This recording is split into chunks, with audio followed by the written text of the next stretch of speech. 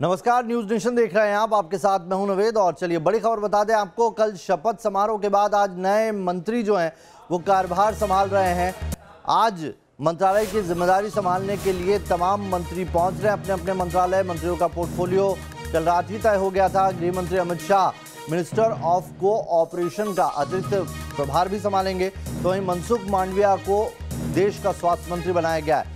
पीयूष गोयल को वाणिज्य, उद्योग और कपड़ा मंत्रालय मिला है। अश्विनी वैष्णव को रेल मंत्री बनाया गया है। धर्मेंद्र प्रधान देश के नए शिक्षा मंत्री। दो तस्वीरें हम आपको दिखा रहे हैं। सूचना प्रसारण मंत्री अनुराग ठाकुर पहुंच गए, उन्होंने कार्यभार संभाल लिया। वहीं अश्विनी वैष्णव ने रेल मंत्री का कार्यभार संभाला है। हरदीप पुरी को पेट्रोलियम मंत्री बनाया गया है। ज्योतिरादित्य सिंधिया को नागरिक उड्डयन मंत्रालय दिया गया है। तो ये तमाम वो मिनिस्टर हैं जिन्होंने शपथ ली थी और आज वो कार्यभार संभालने के लिए अपने अपने मंत्रालय पहुंच रहे हैं। जो युवा ब्रिगेड कहा जा रहा है इस बार जो मोदी सरकार की 2.0 कैबिनेट है, ये अपने आप में सबसे युवा ब्रिगेड कही जा रही है। कई ऐसे चेहरे हैं जो नए चेहरे हैं और कई चेहरे बहुत यंग चेहरे हैं। कोशिश यही है कि काम के बेसिस पर अब निर्धारित होगा। और ये मैसेज इसलिए भी क्लियर हो जाता है क्योंकि कई बड़े चेहरों से कल इस्तीफा लिया गया, जिसमें प्रकाश जावड़ेकर, रविशंकर प्रसाद जैसे नाम शामिल हैं।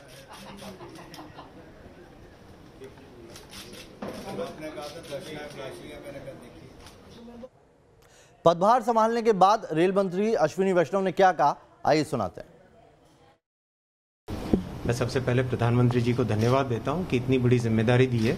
रेलवे प्रधानमंत्री जी के बहुत ही उनके विजन में बहुत बड़ा हिस्सा है और प्रधानमंत्री जी का विजन रेलवे के लिए जैसे जन जन तक ट्रांसफॉर्म हो लोगों की लाइफ, एक आम आदमी, एक गरीब, एक वंचित, एक किसान, पिछड़े से पिछड़े व्यक्ति को भी रेलवे के बेनिफिट मिले, ऐसा उनका बड़ा विजन है। तो इस विजन के लिए मैं काम करूंगा और प्रधानमंत्री जी के विजन को इम्प्लीमेंट करने के लिए मेहनत करूंगा। तो इधर सूचना प्रसारण मंत्री अनुराग ठाकुर ने भी आज कार्यभार संभाल लिया है। क्या कहा उन्होंने, आइए आपको सुनाते हैं। दुनिया के सबसे बड़े लोकतंत्र में जहां मोदी जी ने देश को आगे ले जाने का बहुत शानदार काम किया है पिछले 7 वर्षों में, सूचना प्रसारण मंत्रालय के माध्यम से हम कैसे और जन जन तक पहुंच पाए और क्या क्या काम जो पीछे मुझसे पूर्व बहुत बड़े लोगों ने यहाँ पर किए हैं उनको मैं भी आगे बढ़ा पाऊँ। वहीं दूसरी ओर जो जिम्मेदारी माननीय प्रधानमंत्री जी ने मुझे दी है, मैं उस पर खरा उतरने का हर संभव प्रयास करूंगा। जो विश्वास व्यक्त किया है उस पर खरा उतरने का प्रयास करूंगा और आशा करता हूं कि आप सबके सहयोग से इस जिम्मेदारी का निर्वहन ठीक ढंग से कर पाऊंगा।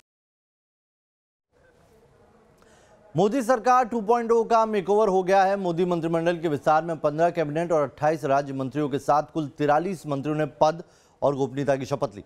सबसे खास बात यह रही कि जिन मंत्रियों ने पद की शपथ ली है उनमें 7 महिला मंत्री। मैं ज्योतिरादित्य माधवराव सिंधिया ईश्वर की शपथ लेता हूँ कि मैं विधि द्वारा स्थापित भारत के संविधान के प्रति सच्ची श्रद्धा और निष्ठा रखूंगा। मैं भारत की प्रभुता और अखंडता अक्षुण्ण रखूंगी। 1.5 घंटे का वक्त, 15 कैबिनेट मंत्रियों और 28 राज्य मंत्रियों की शपथ और प्रमोशन हुआ 7 मंत्रियों का। 36 नए चेहरों की एंट्री और 13 पुराने मंत्रियों की छुट्टी। कुछ इस तरह हुआ मोदी मंत्रिमंडल का मेकओवर, जिसमें आज 43 मंत्रियों ने पद और गोपनीयता की शपथ ली। आप इसे मोदी की मेगा टीम कह सकते हैं। मेगा इसलिए क्योंकि नियम के मुताबिक मंत्रिमंडल में अधिकतम 81 मंत्री हो सकते हैं और आज 36 नए चेहरे शामिल होने के बाद अब करीब इतने ही मंत्री हैं। मतलब मैसेज बिल्कुल लाउड एंड क्लियर है, किसी पर काम का ज्यादा बोझ नहीं, यानी सारा फोकस परफॉर्मेंस पर। अंग्रेजी में कहावत है, परफॉर्म और पेरिश, यानी या तो प्रदर्शन कीजिए नहीं तो इस्तीफा दीजिए। घर जाइए। मोदी ने अपने नए मंत्रिमंडल के आकार को कुछ इसी फॉर्मूले पर कसा। इसलिए नए मंत्रिमंडल के आकार लेने से पहले पुराने मंत्रियों के इस्तीफे की झड़ी लग गई। क्योंकि मैं पार्टी के लिए 30 साल से काम किया, एक कार्यकर्ता को पार्टी क्या करते है इसको मैं उदाहरण हूँ। मेरा यही कहना है कि अपना दल एक सहयोगी के रूप में जिस प्रकार भारतीय जनता पार्टी के साथ मिलकर प्रदेश की जनता की सेवा करता आया है, आगे भी अब मंत्रिपरिषद में भागीदारी के बाद भी हमारी यही कोशिश होगी कि जिस वंचित, पिछड़े, शोषित, दलित, कमजोर समाज के लिए आवाज उठाने का काम अपना दल इतने वर्षों तक करता आया है, हम उसी को आगे बढ़ाएंगे। शपथ ग्रहण के साथ मोदी के मंत्रिमंडल का मेकओवर तो हो गया, मगर सवाल ये है कि इसके विस्तार का आधार क्या रहा। इसमें सियासी समीकरणों को किस तरह साधा गया, जातिगत गणित का कैसे ख्याल रखा गया, सोशल इंजीनियरिंग को कैसे एडजस्ट किया गया, मंत्रिमंडल में टैलेंट का बैलेंस कैसे रखा गया, किसे फ्रंटलाइनर्स की नई जिम्मेदारी दी गई, और सबसे बड़ा सवाल, जिन चेहरों को मौका मिला तो क्यों मिला, जिनका पत्ता कटा वो क्यों कटा, और जिन मंत्रियों का प्रमोशन हुआ वो किस बिना पर हुआ। इन सारे सवालों के जवाब हम सिलसिलेवार तरीके से तलाशेंगे।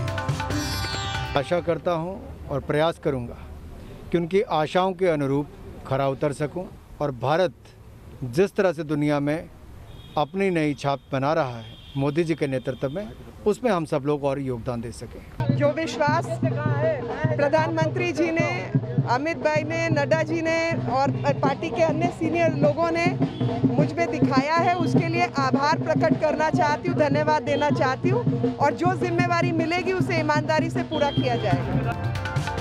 इस नई कैबिनेट को अब तक की सबसे युवा टीम मोदी कहा जा रहा है, जिसकी एवरेज उम्र 58 साल है। इसमें कोई दो राय नहीं कि कोरोना काल में गिरती जीडीपी, इकोनॉमी की बिगड़ती सेहत, आसमान छूती महंगाई के बाद केंद्र सरकार बैकफुट पर है। ऐसे में मोदी की नई टीम के सामने सबसे बड़ा चैलेंज है देश को मौजूदा मुश्किल हालात से निकालना, गवर्नेंस की क्वालिटी सुधारना, महामारी में इकोनॉमी का बेहतर मैनेजमेंट करना, जनता की निराशा को दूर करना, बीजेपी की ताकत को बढ़ाना, राज्यों में पार्टी और नेताओं का मनोबल ऊंचा करना। इसे लेकर मोदी के मन में क्या है, ये शपथ ग्रहण से पहले आई इस इकलौती तस्वीर से साफ हो जाता है, जिसमें मोदी ने अपनी नई टीम के सभी सदस्यों को अपने घर बुलाकर उनकी पाठशाला लगाई। आने वाले दिनों में सरकार कैसे काम करेगी, नई टीम कैसे अपने टास्क को पूरा करेगी, समस्याओं से निपटने का ब्लूप्रिंट क्या होगा, मोदी ने इसका मंत्र अपनी टीम को दिया। आगे आपको बताएंगे कैसे मंत्रिमंडल विस्तार और फेरबदल के बहाने पीएम मोदी ने 2024 के लोकसभा चुनाव की तैयारियों का लक्ष्य साधा है, तो वहीं यूपी और गुजरात से लेकर महाराष्ट्र और बिहार की राजनीति को साथ लेने की तैयारी में है टीम न्यूज़ नेशन।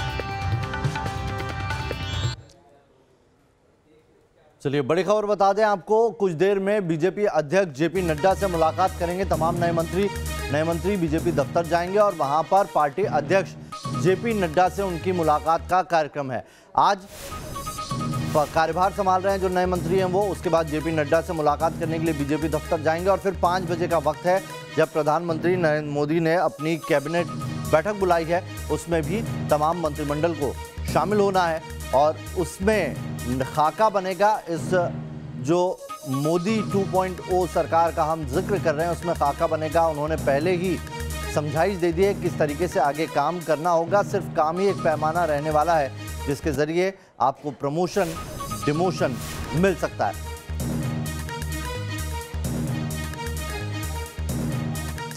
तो चलिए आपको दिखाते हैं जो नए मिनिस्टर बने हैं उनके पोर्टफोलियो क्या कहते हैं और किसको क्या दिया गया है। 6 तस्वीरें हम आपको दिखा रहे हैं। ज्योतिरादित्य सिंधिया नागरिक उड्डयन मंत्रालय मिला उन्हें सिविल एविएशन, तो वहीं अश्विनी वैष्णव को रेल मंत्री मिलाया गया है। नारायण राणे एमएसएमई दी गए हैं। वहीं मनसुख मंडाविया देश के नए स्वास्थ्य मंत्री हैं। पशुपति पारस फूड प्रोसेसिंग मंत्री बनाए गए हैं।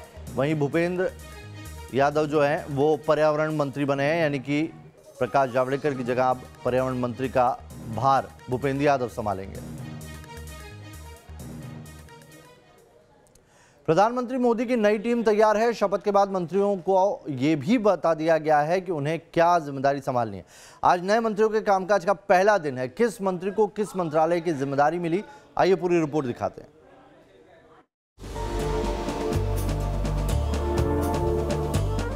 इंडिया के न्यू कैबिनेट का साफ संदेश। कैबिनेट में रहने वालों के लिए कैबिनेट में रहने के लिए दिखानी होगी परफॉर्मेंस। पीएम का मंत्रियों को गवर्नेंस क्वालिटी का चैलेंज। मोदी सरकार के दूसरे कार्यकाल में हुए पहले मंत्रिमंडल विस्तार में प्रधानमंत्री ने युवा टैलेंट और परफॉर्मेंस पर विशेष ध्यान दिया है। अभी तक मंत्री रहे कई नेताओं को उनके काम के आधार पर बनाए रखा गया है या अतिरिक्त जिम्मेदारी सौंपी गई है, तो वहीं कई राज्य मंत्रियों को प्रमोशन का तोहफा दिया गया है। मोदी सरकार में अभी तक राज्य मंत्री रहे 7 नेताओं को प्रमोट कर कैबिनेट मिनिस्टर बना दिया गया है। इन मंत्रियों में किरण रिजिजू को खेल राज्य मंत्री से प्रमोट कर कानून मंत्री बनाया गया है, जबकि हरदीप सिंह पुरी को शहरी विकास राज्य मंत्री से पेट्रोलियम मंत्री बनाया गया है। इसके साथ ही उनके पास शहरी विकास मंत्रालय का प्रभार भी रहेगा। जी किशन रेड्डी को गृह राज्य मंत्री से प्रमोट करके संस्कृति और पर्यटन मंत्री बना दिया गया है। पुरुषोत्तम रुपाला को कृषि राज्य मंत्री से डेयरी और मत्स्य विकास मंत्री बनाया गया है। अनुराग ठाकुर को वित्त राज्य मंत्री से सूचना एवं प्रसारण मंत्री बनाया गया है। अनुराग ठाकुर को युवा और खेल मंत्रालय की भी जिम्मेदारी दी गई। इसी तरह मनसुख मांडविया को रसायन और उर्वरक राज्य मंत्री से स्वास्थ्य मंत्री बना दिया गया है। वहीं ऊर्जा राज्य मंत्री आर.के. सिंह को प्रमोट करके ऊर्जा मंत्री की जिम्मेदारी सौंप दी गई है। प्रधानमंत्री मोदी ने इसके जरिए साफ संदेश दे दिया है कि उनका पूरा जोर सिर्फ और सिर्फ परफॉर्मेंस पर है। या तो बेहतर प्रदर्शन कीजिए या फिर मंत्री पद छोड़ दीजिए। प्रधानमंत्री मोदी के इसी सख्त रवैये की वजह से बुधवार को शपथ ग्रहण के पहले ही कई पुराने मंत्रियों के इस्तीफे की झड़ी लग गई। मंत्रियों के इस्तीफे का सिलसिला शुरू हुआ तो 13 मंत्रियों के इस्तीफे के बाद ही रुका। बुधवार को इस्तीफा देने वाले 13 मंत्रियों में से 9 मंत्रियों की उम्र 60 साल से ज्यादा है। पीएम मोदी ने अपने मंत्रिमंडल में युवा चेहरों को तरजीह दी है। 35 साल के निशीथ प्रमाणिक मोदी कैबिनेट में शामिल होने वाले सबसे युवा मंत्री हैं। प्रमाणिक बंगाल की कूच बिहार सीट से लोकसभा सांसद हैं और उन्होंने राज्य मंत्री पद की शपथ ली।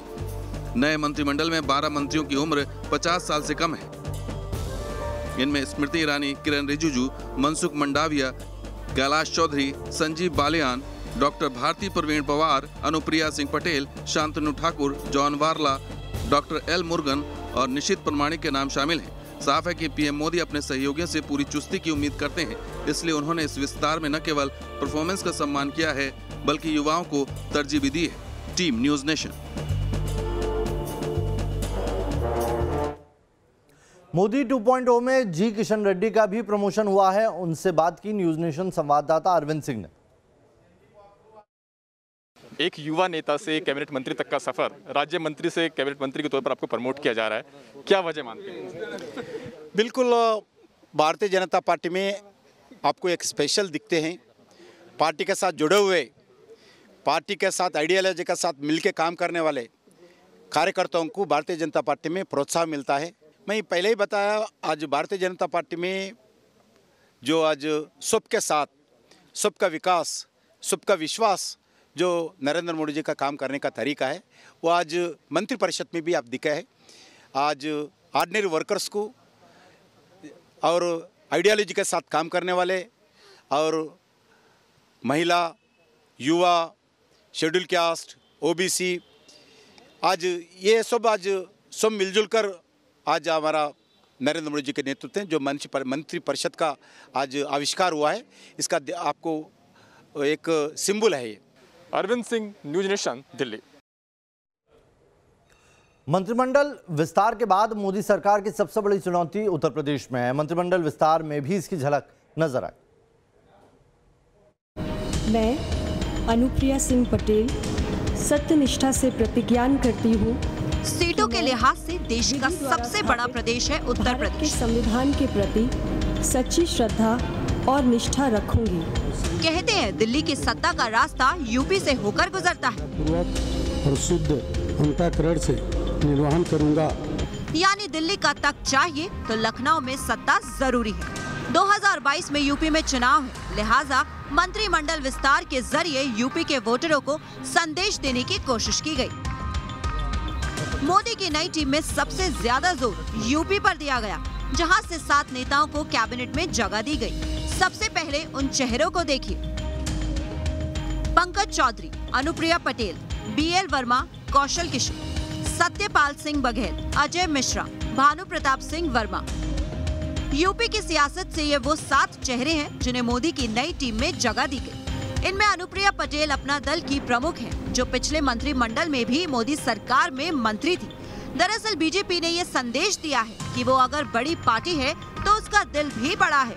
दिल्ली से लखनऊ को ये पैगाम पहुंचा दिया गया है कि यूपी के उन दलों को दिल्ली में मौका दिया गया है जिनका असर खुद तो सीमित है, लेकिन वो रिजल्ट पर बड़ा असर डाल सकते हैं। केंद्रीय मंत्रिमंडल में अपना दल की नुमाइंदगी इसी स्ट्रैटेजी का हिस्सा है। अनुप्रिया पटेल ओबीसी वर्ग से आती है। उन्हें मंत्री बनाकर बीजेपी ने मास्टर स्ट्रोक खेल दिया है, क्योंकि साल 2014 में अब तक यूपी में ओबीसी वोट बैंक बीजेपी की जीत का बड़ा आधार रहा। मेरा यही कहना है कि अपना दल एक सहयोगी के रूप में जिस प्रकार भारतीय जनता पार्टी के साथ मिलकर प्रदेश की जनता की सेवा करता आया है, आगे भी अब मंत्रिपरिषद में भागीदारी के बाद भी हमारी यही कोशिश होगी कि जिस वंचित, पिछड़े, शोषित, दलित, कमजोर समाज के लिए आवाज उठाने का काम अपना दल इतने वर्षों तक करता आया है, हम उसी को आगे बढ़ाएंगे। उत्तर प्रदेश के जातिगत समीकरणों पर नजर डालें तो सबसे बड़ा वोट बैंक पिछड़ा वर्ग है और उसके बाद दलित समुदाय का है। यूपी में सवर्ण जातियां 18% है, पिछड़े वर्ग की तादाद 39% है, ब्राह्मण 10%, अनुसूचित जाति का आंकड़ा 22%। मोदी की नई टीम में ओबीसी और दलित वर्गों को प्रतिनिधित्व देकर इसी 39+22 यानी 61% वोटों को साधा गया है। मोदी सरकार की इसी बड़ी सर्जरी से विपक्ष भी बेचैन है। अब चुनाव आए हैं, चुनाव के दृष्टिकोण में ये सारी चीजें वो कर रहे हैं। कई बार भर्ती करने के लिए या अपने लोगों को दिखाने के लिए और लोगों को भ्रमित करने के लिए ऐसी चीजें करते हैं। तो ये होना चाहिए कि अगर उनके दिल में खास इसी की उनके लिए जगह है तो ये चीज वो 2 साल पहले भी कर सकते थे। तो ये सब जो नाटक है ये चुनाव के दृष्टिकोण में ये कर रहे हैं। साल 2017 के यूपी विधानसभा चुनाव के नतीजों पर नजर डालें तो बीजेपी को 312 सीटें मिली थी। पार्टी को 39.67% वोट हासिल हुए थे। बीजेपी के इस शानदार परफॉर्मेंस की वजह यही थी कि पार्टी को तमाम सामाजिक तबकों का समर्थन मिला था। यही कारण है कि मंत्रिमंडल विस्तार में यूपी से एसएसी समुदाय के 3 सांसदों को जगह दी गई है, जिनमें कौशल किशोर मोहनलालगंज पार्टी के सांसद हैं। एसपी सिंह बघेल आगरा से पार्टी के सांसद हैं, तो वहीं भानु प्रताप सिंह वर्मा जालौन से बीजेपी सांसद हैं। इनमें कौशल किशोर वो सांसद हैं जो बीजेपी का विरोध करते हुए भी कैबिनेट में शामिल किए गए।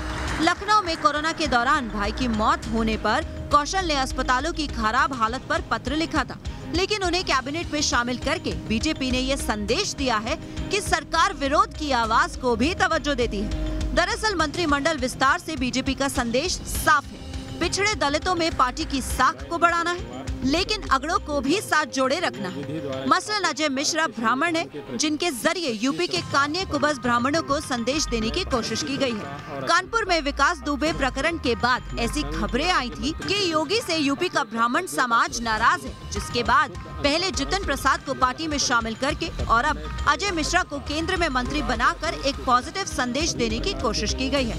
इसके अलावा अगड़ों के लिहाज से यूपी की नुमाइंदगी पंकज चौधरी भी कर रहे हैं। Team news nation.